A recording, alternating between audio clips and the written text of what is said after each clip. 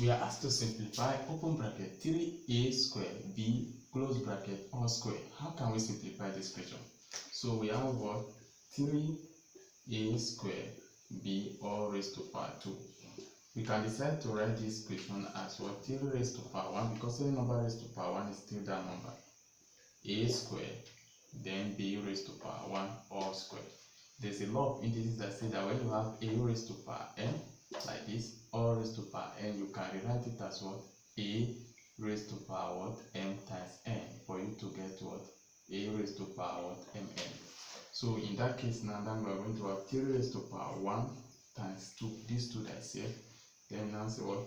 Times a raised to power 2 times these two that's here again. Then we now have times b. Now 1 times 2 give us what? 3 squared. Then times. Then we have what? A.